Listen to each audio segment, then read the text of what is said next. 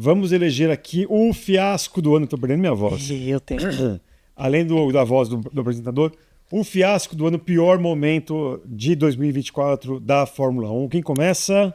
O Guilherme, que ele vai. tá ali com Salivando. Desde a semana passada eu já tô falando Como é que disso. chama? A tese dele de doutorado tá pronta, vai. Então, desde a semana passada eu já venho falando disso. Pra mim, Mohammed Ben Sulayem é um dos grandes fiascos do ano. A gestão dele esse ano tem sido erro atrás de erro, problema atrás de problema, começando lá no início do ano, quando ele é investigado pela possibilidade de influência na questão das penalizações. Os comissários não podem receber influências externas, muito menos do presidente da FIA, e ele foi investigado sobre as punições tiradas do Alonso do GP da Arábia Saudita de 2024. E dali pra frente, o negócio foi degringolando. A gente teve uma série de demissões, muitas atribuídas a ele, inclusive com um dos comissários permanentes da FIA, acusando ele publicamente de interferência. Então, assim, o Sulayem acertou muito pouco esse ano, os erros dele foram muito maiores. Toda a cruzada contra a questão dos xingamentos, que eu destaquei semana passada, para mim um ponto positivo foi a união dos pilotos contra a FIA nesse momento. Então, Sulayem, erro atrás de erro em 2024. Baiza. Eu ia fazer um voto, mas agora eu lembrei de algo que eu bati na tecla o ano inteiro, então eu tenho que ser coerente. Pra mim, o fiasco do ano foram os pais da Red Bull, Jos Verstappen e o pai do Pérez. Muito bom. Porque, assim, os dois se intrometeram em um ambiente que já estava extremamente caótico em 2024. Cada um ali defendendo o seu interesse, mas no fim, os dois ajudaram a colocar mais pressão sobre os seus respectivos filhos. O Jos Verstappen colocando mais lenha na fogueira na relação, né? Verstappen, Christian Horner e Helmut Marko. E o pai do Pérez, que eu nunca lembro o nome dele. Antônio Grebay. Colocando lenha na fogueira e colocando mais pressão em cima do Pérez. Não, porque o Pérez, todos que Será falaram... campeão mundial. Entendeu? Então, acho que os pais Red Bull foram extremamente prejudiciais. Alguém já viu o pai do Leon Lawson, hein? Então, os pais Red Bull foram extremamente prejudiciais e colocaram uma pressão, né? Colocaram ali, fizeram parte desse jogo de falar na mídia, de fazer as coisas. E isso só prejudicou os filhos porque eles tinham que ficar dando declarações sobre os pais. Concordo ou não com meu pai, o meu pai falou aquilo, o meu pai... Sendo que já tinha muita coisa acontecendo, né? A Red Bull tava explodindo, e aí o Verstappen tinha que ir lá falar se ele estava ou não do lado do pai dele, se o pai dele tinha ou não razão, e a gente conhecendo o Verstappen do que a gente sabe, né, de declarações, de entrevistas, ele é o tipo de pessoa que ele não gosta de ficar se metendo nesses problemas, então ele tinha que se meter nisso por conta do pai dele. O Verstappen só quer acelerar. É isso, o cara só quer pilotar. E do outro lado, o Pérez tinha que ficar ali se justificando pelas coisas que o pai dele... falava, né? Peço desculpas pelo que meu pai falou, enfim. Então eu acho que eles foram extremamente desnecessários essa temporada. Aliás, Don Antônio, onde está a lista? Explique. O pai do Pérez falou, né, que ia divulgar uma lista com jornalistas que falaram mal do filho dele, né? Será que Carlos Costa, será? Será que todos nós estamos ali no Guilherme meio? Longo. Não, se ele Guilherme tiver... Longo. Eu sou o primeiro da lista. Não, acho que só Max Wilson deve estar à sua frente. Mas estamos aguardando ainda a lista, Dona Antônio. Cadê? Você falou do pai do Lost, que curioso pra ver os pais do Tsunoda, a estatura média dos pais. Mas, de qualquer maneira, o meu destaque negativo aí tem um certo gancho com o da Isa.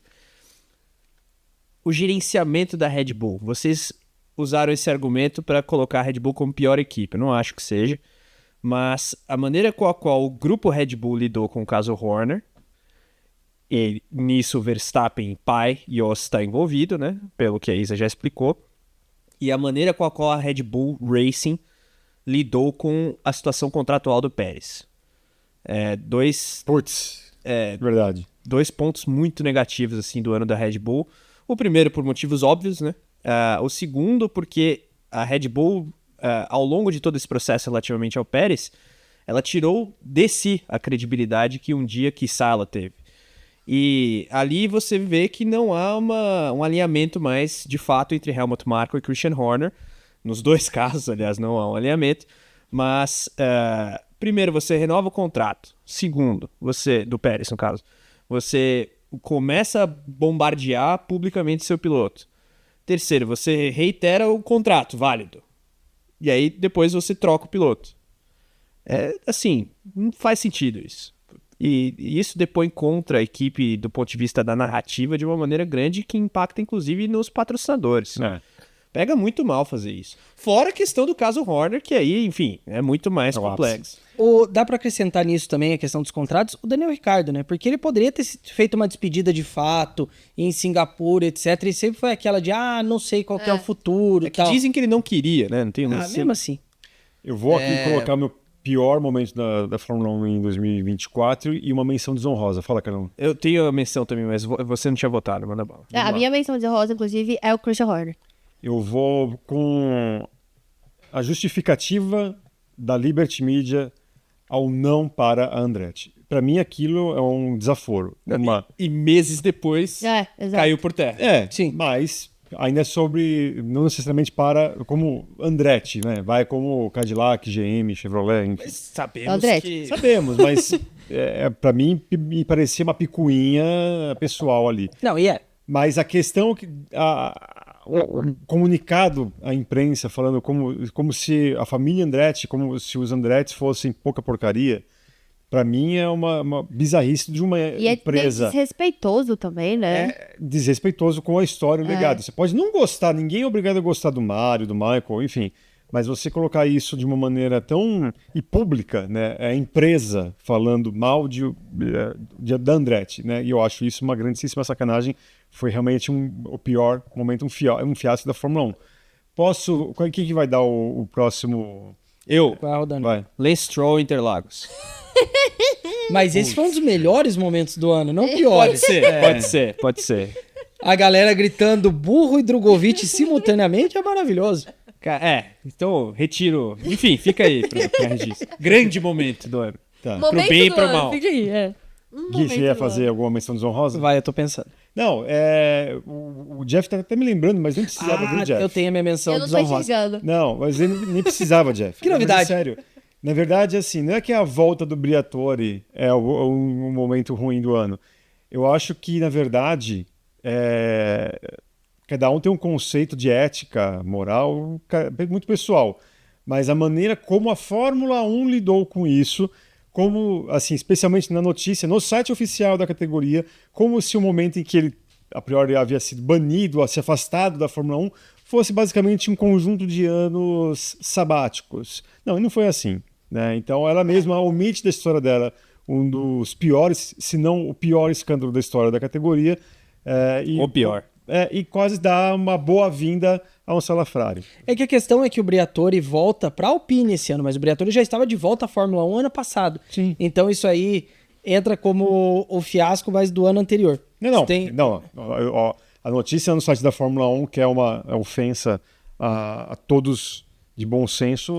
Não, tudo bem, mas é que ele já estava trabalhando com a Fórmula 1. Não, eu entendi, mas ele não tá falando do Flávio Briatore. É ele uma tá falando... oficialização a oficialização da canalice. do Briatore, Tá. assim. E uma coisa é você trabalhar na parte de evento. É não que totalmente esteja certo, diferente, mas você voltar pra cena do crime é pra Alpine ainda. Por cima. Porra. Exato. Tua menção rosa já foi, né? A minha menção rosa é o Christian Horner. Acho que foi um ano desastroso por parte dele em todos os frontes impossíveis.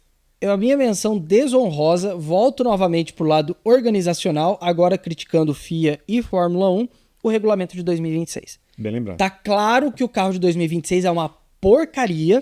O que foi apresentado no começo do ano já tiveram que mexer muitas coisas, e agora em outubro, novembro, o que mostra que houve um erro de concepção grave. Eles trabalharam no motor, esqueceram de pensar no carro, o carro virou um apêndice e virou uma confusão Frankenstein. que cria Se virou um apêndice e quando alguém tiver apendicite, como é que funciona? corta o carro. Ai.